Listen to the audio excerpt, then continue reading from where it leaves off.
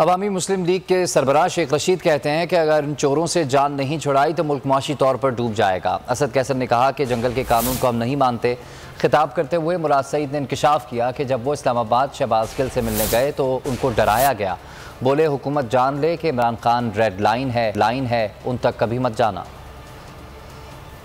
मैं इस्लामाबाद में ये पैगाम देना चाहता हूँ कि अगर अब आपने पाकिस्तान में चोरों, डाकुओं, लुटेरों, ये शरीफ खानदान और आसफ जरदारी और फजल रहमान से जान नहीं छुड़ाई तो ये मुल्क माशी तौर पे डूब जाएगा। मैं चाहता हूँ कि इस मुल्क में डेंटर, पेंटर, वेल्डर, मैकेनिक, मोची, दर्जी, धोबी, नाई, उसको भी इज्जत से जीने का हक हो। शहबाज शरीफ डाकू, ये आसफ जरदारी डाकू और ये फजल रहमान डाकू, इससे कौम को जान छुड़ाई जाए और इमरान खान के लिए फेयर इलेक्शन का बंदोबस्त किया जाए। फासिस्ट हुकूमत ने अपने बदतरीन हरबी इस्तेमाल किए हैं और पूरी दुनिया को दिखाया है कि पाकिस्तान में कोई ह्यूमन राइट्स नहीं है। इस हुकूमत को वाज़िह जवाब देना चाहता हूँ कि इतना करो जितना बर्दाश्त कर सकते हो।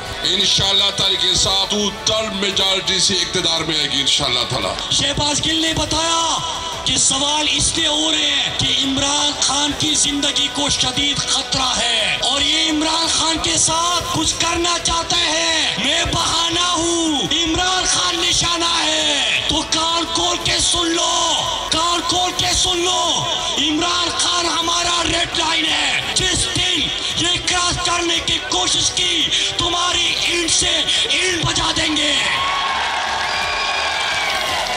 जिस वक्त ये लाइन क्रॉस करने की कोशिश की तो सुनिए, अभी तक कौम और आपके बीच अकलौता पर्दा इमरान खान है। जिस वक्त ये पर्दा हटाने की कोशिश की, हर गली, हर चौक, हर बाजार, हर चौराहे पे नाम लिया जाएगा, बात होगी, सवाल पूछे जाएंगे, जवाब देने पड़ेंगे।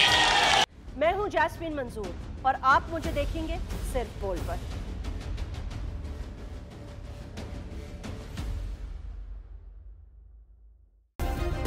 सब्सक्राइब करें और बेल दबाएं ताकि कोई खबर रह न जाए।